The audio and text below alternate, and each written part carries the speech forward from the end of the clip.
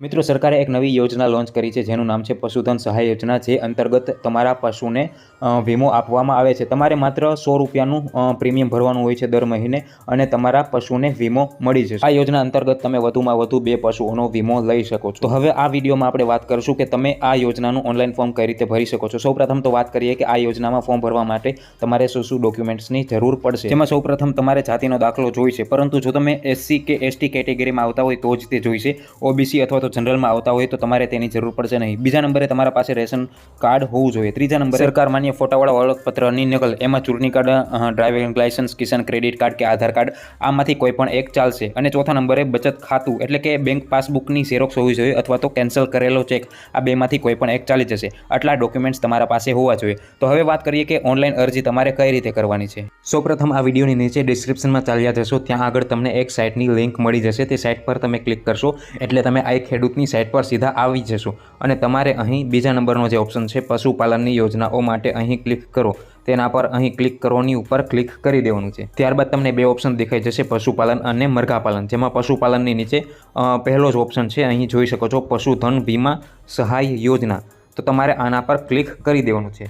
ત્યારબાદ તમારી પાસે આવું આવી જશે। તો જમણી સાઈડ તમારે અહીં લાસ્ટમાં જોઈ શકો છો અરજી કરોની નીચે અહીં અરજી કરો લખેલું છે, તેના પર ક્લિક કરી તમે અરજી કરી શકો છો। અને અરજી કરવાની શરૂઆત 11 નવેમ્બરથી થશે અને 13 ડિસેમ્બરે છેલ્લી તારીખ છે। તો 13 ડિસેમ્બર સુધીમાં તમારે અરજી કરી નાખવાની છે। તો હવે અહીં અરજી પર ક્લિક કરી દેશો। તમારી સામે અમુક સૂચનાઓ આવી જશે, જે સૂચના તમારે અહીંથી ખાસ વાંચી લેવાની છે। ત્યારબાદ તમે જો નીચે આવશો તો અહીં તમને પૂછવામાં આવશે કે તમે રજિસ્ટર્ડ અરજદાર છો, એટલે કે તમે તમારા પશુધનની અગાઉ ક્યારેય નોંધણી કરાવેલી છે। તો તેનો જવાબ તમારે સિલેક્ટ કરવા માટે અહીં પસંદ કરો પર ક્લિક કરવાનું છે। તો હા અને ના 2 ઓપ્શન હશે। જો તમે રજિસ્ટ્રી કરાવેલી હોય, નોંધણી કરાવેલી હોય તમારા પશુની, તો તમે હા કરશો અને ના હોય તો તમે ના કરશો। હું અહીં ના પર ક્લિક કરું છું। ત્યારબાદ તમારે અહીં આગળ વધવા ક્લિક કરો, આના પર ક્લિક કરી દેવાનું છે। ત્યારબાદ તમારી પાસે ઘણા બધા ઓપ્શન આવી જશે, જેમાંથી પહેલો ઓપ્શન છે નવી અરજી કરવા ક્લિક કરો, આના પર ક્લિક કરી દેશો। ત્યારબાદ તમારા સામે એપ્લિકેશન ફોર્મ ખુલી જશે। તો સૌપ્રથમ અહીં તમારે તમારું નામ એન્ટર કરી દેવાનું છે। ત્યારબાદ અહીં તમે તમારા પિતાનું નામ એન્ટર કરી દેશો। ત્યારબાદ અહીં તમારે પોતાની અટક એન્ટર કરી દેવાની છે અને ત્યારબાદ અહીંથી તમારે પોતાનો જે કંઈ પણ જિલ્લો છે તે સિલેક્ટ કરી દેવાનો છે। અહીંથી તમારો તાલુકો સિલેક્ટ કરશો અને ત્યારબાદ અહીંથી તમારું જે કોઈ પણ ગામ છે તે સિલેક્ટ કરી લેશો। અહીંથી તમારું સરનામું તમે એન્ટર કરી દેશો, જે કંઈ પણ તમારું સરનામું છે તે અહીં તમારે એન્ટર કરી દેવાનું છે। ત્યારબાદ અહીં તમારો પિનકોડ એન્ટર કરી દેશો। અહીં તમારી તમારી લિંગ જે કંઈ મેલ ફિમેલ, તમે પુરુષ સ્ત્રી જે કંઈ પણ છો તે તમારે અહીંથી એન્ટર કરી દેવાનું છે। અહીંથી તમારી જાતિ તમારે સિલેક્ટ કરવાની છે। તમે SC ST OBC જનરલ જે કંઈ પણ છો તે તમે અહીંથી સિલેક્ટ કરશો। તમારો મોબાઈલ નંબર અહીં એન્ટર કરી દેશો। તમે દિવ્યાંગ છો કે કેમ, તમે જો દિવ્યાંગ છો હા કે ના તે તમે અહીંથી સિલેક્ટ કરી દેશો। ત્યારબાદ અહીંથી તમારે પોતાનો આધાર કાર્ડ નંબર એન્ટર કરી દેવાનો છે। ખાસ આધાર કાર્ડ નંબર મિત્રો અહીંથી તમારે એન્ટર કરવાનો છે। આધાર કાર્ડ નંબર એન્ટર કર્યા બાદ અહીં આજે તમને બોક્સ દેખાય છે, આ બોક્સ પર તમારે ખાસ ક્લિક કરી દેવાનું છે। આટલું કર્યા બાદ હવે જે વિગત આવે છે, અરજદાર પાસે ગાય વર્ગના પ્રાણીઓની સંખ્યા, એટલે કે તમારા પાસે કુલ કેટલી ગાય છે તે તમારે અહીં એન્ટર કરી દેવાની છે। દાખલા તરીકે તમારી પાસે જો 5 ગાય છે તો તમારે અહીંથી 5 એન્ટર કરી દેવાની છે। એ રીતે તમારા પાસે જે પણ જેટલી ગાય હોય તે તમારે અહીંથી એન્ટર કરી દેવાની છે। અને ત્યારબાદ અરજદાર પાસે ભેંસ વર્ગના પ્રાણીઓની સંખ્યા, એટલે કે જો તમારા પાસે ભેંસ પણ હોય તો તમારે અહીં એ પણ આંકડો એન્ટર કરવાનો છે। તો માની લો કે હું અહીંયા એડ કરું છું કે મારા પાસે 3 ભેંસ પણ છે, તો 5 ગાય થઈ ગઈ અને 3 ભેંસ થઈ ગઈ। ગાય અને ભેંસ તમારા પાસે કેટલી છે તે તમે બંને વિગત એન્ટર કરશો એટલે અહીં તમારી ટોટલ પશુઓની સંખ્યા આવી જશે। મેં 5 ગાય અને 3 ભેંસ એડ કરી હતી એટલે ટોટલ 8 સંખ્યા થઈ ગઈ, એટલે અહીં ઓટોમેટિક 8 લખાઈ ગયું। એટલે તમારે અહીં કંઈ આ ખાનામાં કરવાનું રહેતું નથી। અને ત્યારબાદ નીચે આવશો એટલે અહીં અન્ય વિગત આવશે, વીમા સહાય યોજના હેઠળ આવનાર ગાય વર્ગના પ્રાણીઓની સંખ્યા। એટલે મિત્રો એક વસ્તુ તમને કહી દઉં જે તમારે ખાસ યાદ રાખવાની છે કે તમે ટોટલ 2 જ તે પશુઓનો વીમો લઈ શકો છો। માની લો તમારા પાસે ગાય પણ છે અને ભેંસ પણ છે, તો તેમાંથી કોઈ પણ મેક્સિમમ 2 પશુઓનો વીમો લઈ શકો છો। એ બંને ગાય પણ હોઈ શકે છે અને બંને ભેંસ પણ હોઈ શકે છે, અથવા તો એક ગાય અને એક ભેંસ પણ હોઈ શકે છે। એ તમારા પર આધાર છે કે તમારે કોનો કઈ રીતે વીમો લેવો છે। તો હવે અહીં વીમા સહાય યોજના હેઠળ આવનારા ગાય વર્ગના પ્રાણીઓની સંખ્યા, એટલે કે તમારી પાસે જે કુલ ગાય છે એમાંથી તમે કેટલી ગાયનો વીમો લેવા ઈચ્છો છો, 1 કે 2। તો હું અહીં ગાયમાં 1 એન્ટર કરું છું કે 1 ગાયનો વીમો લેવા ઈચ્છું છું। અને ત્યારબાદ અહીં પૂછવામાં આવ્યું છે વીમા સહાય યોજના હેઠળ આવનારા ભેંસ વર્ગના પ્રાણીઓની સંખ્યા, એટલે કે ભેંસના તમે કેટલી ભેંસોનો વીમો લેવા ઈચ્છો છો. તો હું અહીં પણ 1 કરી દઉં છું, કારણ કે ટોટલ આપણને 2 જ પશુઓના વીમા મળવાના છે. તો હું 1 ગાય અને 1 ભેંસ બંનેને 1 રાખું છું. તમે જો ધારો તો બંને ગાય પણ રાખી શકો છો અને બંને ભેંસ પણ રાખી શકો છો, પરંતુ વધારેમાં વધારે સંખ્યા 2 હોવી જોઈએ, એનાથી વધી શકશે નહીં.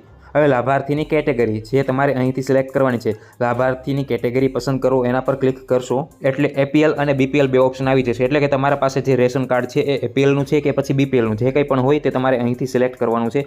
હું અહીં APL સિલેક્ટ કરી દઉં છું. ત્યારબાદ નીચે રેશન કાર્ડની વિગત માગેલી છે, તો અહીં તમારે રેશન કાર્ડનો જે કંઈ પણ નંબર છે તે અહીં એન્ટર કરી દેવાનો છે. રેશન કાર્ડ નંબર એન્ટર કરી અને અહીં સર્ચ પર ક્લિક કરી દેશો એટલે તમારા રેશન કાર્ડમાં જેટલા પણ સભ્યોના નામ હશે તે બધા સભ્યોના નામ તમને અહીં દેખાડી દેવામાં આવશે. એમાંથી તમે જે વ્યક્તિના નામનું ફોર્મ ભરેલું છે તે વ્યક્તિના નામ ઉપર તમારે અહીં સભ્ય પસંદ કરો એના પર ક્લિક કરવાનું છે. દાખલા તરીકે મેં અહીં પહેલા નામ પર ક્લિક કર્યું સભ્ય પસંદ કરો પર, એટલે એનું નામ અહીં આવી ગયું. આટલું કર્યા બાદ આ જે કેપ્ચા છે તે તમારે કોડ અહીં એન્ટર કરી દેવાનો છે અને ત્યારબાદ અરજી સેવ કરો, આના પર ક્લિક કરી દેશો. ત્યારબાદ તમારી અરજી જે છે તે સેવ થઈ જશે. તમને અહીં તમારો અરજી નંબર આપી દેવામાં આવશે. અહીંથી સ્ક્રીનશોટ લઈ તમે આ અરજી નંબર સેવ કરી શકો છો અને ત્યારબાદ આગળનું પ્રોસેસ કરવાની છે. હવે અહીં અરજી અપડેટ કરવા પર ક્લિક કરશો એટલે તમે અહીંથી તમારી અરજી અપડેટ કરી શકશો જો કોઈ ભૂલ પડી હોય તો. બાકી એ કરવાની જરૂર નથી. અને એના સિવાય અહીં ડોક્યુમેન્ટ અપલોડ કરવા ક્લિક કરો. તો અહીં જો હું ડોક્યુમેન્ટ અપલોડ કરવા પર ક્લિક કરું છું, કેપ્ચા અહીં એન્ટર કરી અને નીચે શોધો પર ક્લિક કરશો. ત્યારબાદ તમારા મોબાઈલ નંબર પર એક OTP મોકલવામાં આવશે. જે OTP તમારે અહીં એન્ટર કરી અને આગળ વધવા ક્લિક કરો પર ક્લિક કરી દેવાનું છે. ત્યારબાદ તમારે જે ડોક્યુમેન્ટ અપલોડ કરવાના છે તેનું લિસ્ટ તમને અહીં દેખાડી દેવામાં આવશે. સૌપ્રથમ તો જાતિનો દાખલો અપલોડ કરવાનો છે, પરંતુ જો તમે અનુસૂચિત જાતિ કે જનજાતિમાં આવતા હોય તો જ તે. તમે OBC કે જનરલમાં આવતા હોય તો તમારે આ અપલોડ કરવાની જરૂર નથી. તો તમારે અહીંથી એ ક્લિક કરી શકાય છે. ત્યારબાદ બીજા નંબરે તમારે બેંક પાસબુકની ઝેરોક્સ અથવા તો કેન્સલ ચેક બેમાંથી કોઈ પણ એક અપલોડ કરવાનો છે. ત્યારબાદ અહીંથી રેશન કાર્ડ અને ત્યારબાદ કોઈ પણ એક ફોટો ID પ્રૂફ, એટલે કે તમારું આધાર કાર્ડ હોવું જોઈએ, ચૂંટણી કાર્ડ અથવા તો ડ્રાઇવિંગ લાયસન્સ. આ ત્રણમાંથી કોઈ પણ એક વસ્તુ અહીંથી અપલોડ કરવાની છે. અહીં ચૂઝ ફાઇલ પર ક્લિક કરી અને તમે તમારા ડોક્યુમેન્ટ અપલોડ કરી શકશો. અહીં ચૂઝ ફાઇલ પર ક્લિક કરશો. તો મિત્રો અત્યારે સર્વરની બહુ પ્રોબ્લેમ હાલે છે, જેના કારણે હું વ્યવસ્થિત ડોક્યુમેન્ટ અપલોડ નથી કરી શકતો. તો મિત્રો હું તમને હવે આગળની પ્રોસેસ જણાવી દઉં. ખૂબ જ તે થોડીક પ્રોસેસ બાકી રહી છે. તો મિત્રો અહીં મેં તમને અહીંયા સુધી જણાવેલું હતું ડોક્યુમેન્ટ અપલોડ કરવા ક્લિક કરો પર ક્લિક કરી અને તમે કઈ રીતે ડોક્યુમેન્ટ અપલોડ કરી શકો છો તે રીતે તમારે ડોક્યુમેન્ટ અપલોડ કરી લેવાના છે. અને ત્યારબાદ અરજી કન્ફર્મ કરવા ક્લિક કરો, એના પર ક્લિક કરી અને તમારે પોતાની એપ્લિકેશન અને રેશન કાર્ડ નંબર નાખી અને સર્ચ પર ક્લિક કરી અને એપ્લિકેશન કન્ફર્મ કરી લેવાની છે. એપ્લિકેશન કન્ફર્મ થઈ જશે ત્યારબાદનું સ્ટેપ આવશે અરજી પ્રિન્ટ કરવા ક્લિક કરો અને ત્યારબાદ ઓપ્શન આવશે અરજી પ્રિન્ટ કરવા ક્લિક કરો. તમે અહીં ક્લિક કરી અને પોતાની એપ્લિકેશનની PDF જે છે તે ડાઉનલોડ કરી શકો છો. એપ્લિકેશન PDF ડાઉનલોડ કરી અને તમે કોઈપણ જગ્યાએ પ્રિન્ટ કરાવી શકો છો. એમાં નીચે તમારા સહી સિક્કા વગેરે આવશે, જે સહી તમારે કરી દેવાની છે અને તે સહીવાળી પ્રિન્ટ તમારે અહીં અપલોડ કરવાની છે. અરજી પ્રિન્ટની સહી કરેલ નકલ અપલોડ કરવા ક્લિક કરો, આના પર ક્લિક કરી દેજો અને જે તમે સહી કરેલી અરજી છે તે તમારે અહીં અપલોડ કરવાની છે. ત્યારબાદ તમારી પ્રોસેસ પૂરી થશે અને ત્યારબાદ આગળની પ્રોસેસ એવી છે કે તમે જે એપ્લિકેશન પ્રિન્ટ કરાવી તે તમારે 2 કોપી કરાવવાની છે. એમાંથી 1 કોપી તો તમારે ઘરે રાખી મૂકવાની છે અને 1 કોપી જે છે તેમાં સહી સિક્કા કરી અને તમારે જમા કરાવવા જવી પડશે. એમાં તમારે શું જોડવાનું રહેશે? એક તો તમારી એપ્લિકેશન પ્રિન્ટ આવશે તે, અને એના સિવાય તમારો જાતિનો દાખલો, પાસબુકની ઝેરોક્સ, આધાર કાર્ડ, અને જો તમે SC કે STમાં આવતા હોય તો જાતિનો દાખલો. આ ચારેયની ઝેરોક્સ લઈ જવાની છે.